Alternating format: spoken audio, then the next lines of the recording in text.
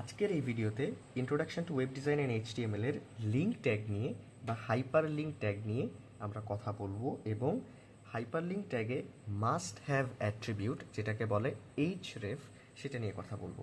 মনে করে দেখো স্যার টিম বার্নার্স-লি 1991 সালে যে ওয়েব পেজটা ডিজাইন করেছিলেন ওইখানে যত লিঙ্ক ছিল সেই প্রত্যেকটা লিঙ্কে বলা হচ্ছিল হাইপার লিঙ্ক। তো হাইপার লিঙ্ক কী করে ক্রিয়েট করতে হয়? ক্রিয়েট করতে হয় এ ট্যাগ ব্যবহার করে। এটা হচ্ছে এ ট্যাগ, এটা হচ্ছে এর ক্লোজিং ট্যাগ।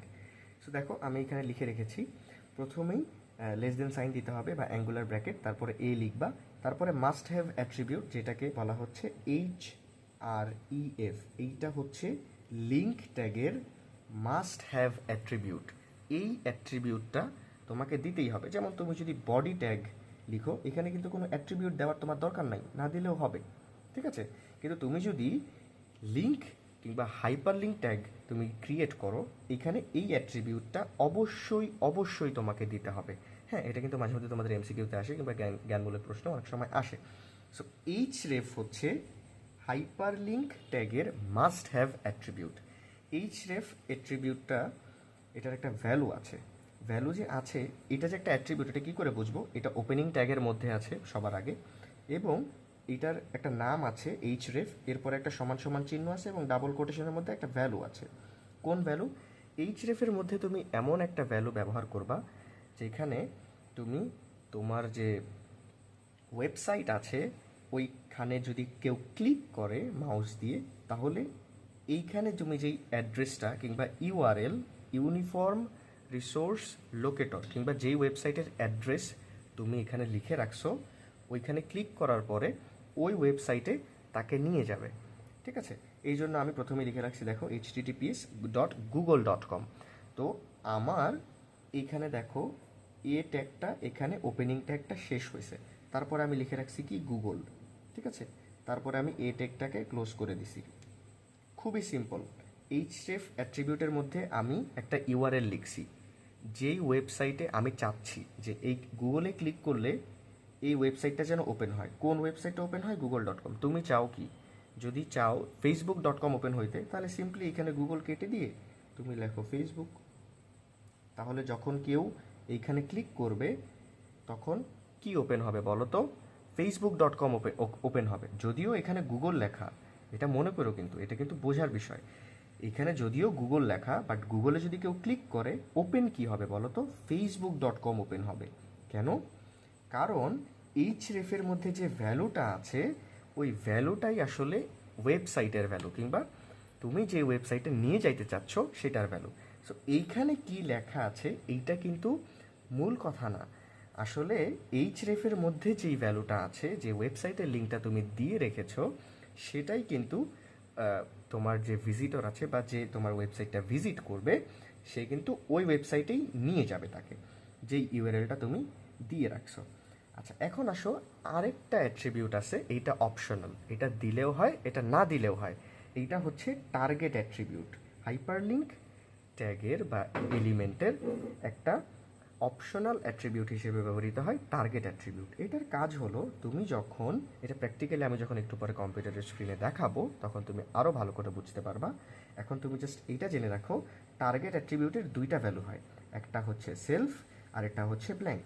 খেয়াল করে দেখো, টার্গেট হচ্ছে অ্যাট্রিবিউটের নাম, তারপর একটা সমান সমান চিহ্ন আছে যেটা তুমি বুঝতে পারছো এটা একটা অ্যাট্রিবিউট, এবং ডাবল কোটেশন আসছে বরাবরের মতোই, এবং এরপরে সেলফ লেখার আগে একটা আন্ডারস্কোর আছে, এবং আমরা সেলফ লিখে এটা ইয়ে দিয়ে ক্লোজ করে দিছি ডাবল কোটেশন দিয়ে, এবং একই সাথে ব্ল্যাঙ্কও এটার একটা অ্যাট্রিবিউট, এটার অ্যাট্রিবিউটের ভ্যালু, যেটাও আমরা ডাবল কোটেশনের মধ্যে দিয়ে অফ করে দিছি, ভ্যালুটা ক্লোজ করে দিছি। তো এই হচ্ছে হাইপারলিঙ্ক ট্যাগের বিস্তারিত। এখন আমরা কম্পিউটারের স্ক্রিনে যাব এবং তোমাকে এইচরেফ টার্গেট অ্যাট্রিবিউটের সব কিছু প্র্যাকটিক্যালি দেখাবো। তখন তুমি আরও সুন্দর করে বুঝতে পারবা যে কোন বিষয়টা, কোন জিনিসটা কিভাবে কাজ করতেছে। তো চলো আমরা চলে আসছি কম্পিউটার স্ক্রিনে। বরাবর মতোই আমরা একটা নিউ ফাইল খুলবো এবং এখানে আমরা এইচটিএমএল একটা ফাইল লিখবো। তোমরা এগুলা অলরেডি জানো যে কোনটার পরে কোনটা লিখতে হয়, আমি খুব বেশি একটা এক্সপ্লেন করছি না। প্রথমে এইচটিএমএল হেড, টাইটেলের মধ্যে দিব এইচটিএমএল, হাইপার লিঙ্ক। টাইটেল ট্যাগটাকে আমি, ক্লোজ করে দিচ্ছি। হেড ট্যাগটাকে এখন আমাকে ক্লোজ করে দিতে হবে। এরপর লিখতে হবে বডি ট্যাগ, বডি ট্যাগটাকেও ক্লোজ করে দিতে হবে এবং সবার শেষে লিখতে হবে এইচটিএমএল ট্যাগটাকে ক্লোজ করে দিতে হবে। চলো আমরা ভিডিওটাকে ফাইলটাকে সেভ করে নিই। এটা video7.html এক্সটেনশন। চলো আমরা এখন বডি ট্যাগের মধ্যে একটা যে কোনো একটা কিছু লিখি, সাপোজ গুগল। কোনো ট্যাগের মধ্যে কিন্তু আমি নিইনি। সো আমি যদি এটাকে এখন ওপেন করি, video7.htmlটাকে যদি গুগল ক্রোমে ওপেন করি, দেখবে এখানে গুগল লেখা দেখাচ্ছে। তোমাদের এখানে এত বড় দেখাবে না, আমি এটাকে অনেক বড় করে রাখছি, জুম করে রাখছি যেন তোমরা দেখতে পারো। চলো আমরা বড় করেই দেখি। দেখাচ্ছে গুগল। এখন আমি এটাকে হাইপারলিংক হিসেবে ব্যবহার করব। সো হাইপারলিংক কিভাবে ক্রিয়েট করতে হয়, প্রথমেই লিখতে হয় তারপর এ ট্যাগটাকে ক্লোজ করতে হবে। মনে করে দেখো, এ ট্যাগটাকে ক্লোজ করে দিতে হবে। আমি ওপেনিং ক্লোজিং দুইটাই লিখে রাখলাম। এখন আসো, মনে আছে তোমাদের এ ট্যাগের মধ্যে মাস্ট হ্যাভ একটা অ্যাট্রিবিউট দিতে হয়। ওই অ্যাট্রিবিউটটা হচ্ছে HREF, সমান সমান একটা চিহ্ন দিতে হয় এবং ডাবল কোটেশনের মধ্যে যেই ওয়েবসাইটে বা যেই ইউআরএলে তুমি যাইতে চাচ্ছ ওইটা লিঙ্ক দিতে হয়। সো আমি যাইতে চাচ্ছি এখন google.com-এ। ঠিক আছে, এইখানে আমার google.com রেখে দিলাম। সো মাস্ট হ্যাভ অ্যাট্রিবিউট হচ্ছে href। এখন দেখো, আমি গুগল এই লেখাটাকে এখান থেকে কেটে দিলাম। আমি এখানে কিছুই লিখলাম, দেখো এখানে ফাঁকা রেখেছি আমি। চলো আমরা এটা ভিউ করি, কি আসে। দেখো কিছুই আসে না। আমরা কিন্তু এটা ঠিকভাবেই ক্রিয়েট করেছি, কিন্তু তাও কিছু দেখাচ্ছে না। সো কিছু দেখানোর জন্য এই যে এ ট্যাগ ওপেনিং এবং এ ট্যাগ ক্লোজিং এর মাঝখানে যে কোনো একটা টেক্সট দিতে হবে। সো এটা যেহেতু google.com, আমরা গুগল লিখলাম। এখানে আমরা যে কোনো কিছুই লিখতে পারি চাইলে। সো এটা আমরা সেভ করেছি। এখন আমি যদি রিলোড করি, তাহলে দেখো নর্মাল আগে একটা গুগল, সেটা ছিল টেক্সট, এখন এটা একটা হাইপার লিঙ্ক। কিভাবে বুঝলা এটা একটা হাইপার লিঙ্ক? কালারটা দেখো নীল হয়ে গেছে এবং নিচে আন্ডারলাইন করা আছে। এখন আমি যদি এইখানে ক্লিক করি, আমাকে google.com-এ নিয়ে আসবে। ঠিক আছে, সো একটা মজার জিনিস দেখো, ধরো আমি এখানে লেখাটা, কোন লেখাটা, ওপেনিং ট্যাগ এবং ক্লোজিং ট্যাগ এর মাঝখানে লেখাটা আমি গুগল না লিখে লিখলাম ফেসবুক। এখন বলো তো আমাকে কোথায় নিয়ে যাবে? আমি পেজটা রিলোড দিই, আমাকে এখন কি দেখাচ্ছে? ফেসবুক।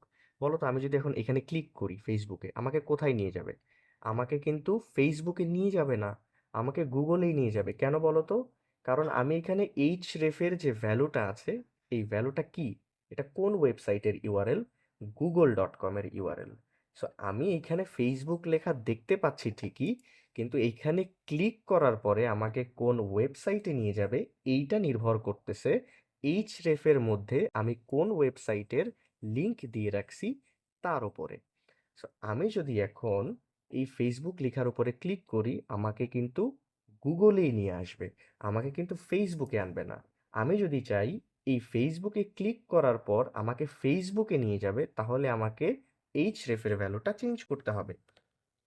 আমি যদি এখানে facebook.com লিখে দেই, তাহলে কিন্তু আমি যদি এখন রিলোড দিয়ে ফেসবুকে ক্লিক করি, দেখো আমাকে facebook.com-এ নিয়ে আসছে। একইভাবে আমি এখানে লিখে রাখছি ফেসবুক, বাট আমি যদি এখানে লিখে দেই এইচরেফের ভ্যালুটা চেঞ্জ করে আমি যদি দিয়ে দিই ধরো tiktok.com, ঠিক আছে, অনেকে রেগে যেতে পারো, বাট ইটস ওকে। tiktok.com লিখে রাখলাম। তো এখন চলো আমি পেজটা রিলোড দেই, আমি কিন্তু লিখে রাখছি ফেসবুক, হ্যাঁ, কিন্তু আমি যদি এখন ক্লিক করি, আমাকে কি আর facebook.com-এ নিয়ে যাবে? না, আমাকে নিয়ে যাবে tiktok.com-এ। সো দেখো আমি টিকটকে চলে আসছি। সো এইচরেফের ভ্যালুটা আসলে কন্ট্রোল করতেছে যে তুমি কোন ওয়েবসাইটে নিয়ে যাইতে চাচ্ছ। এইখানে কি লেখা আছে এইটা আসলে ম্যাটার করে না। এখন চলো আরেকটা অ্যাট্রিবিউট অপশনাল হিসেবে ছিল, যেটা হচ্ছে টার্গেট অ্যাট্রিবিউট, যেটার ভ্যালু মনে করে দেখো একটা আন্ডারস্কোর দিতে হয়, তারপরে তুমি লিখবা সেলফ।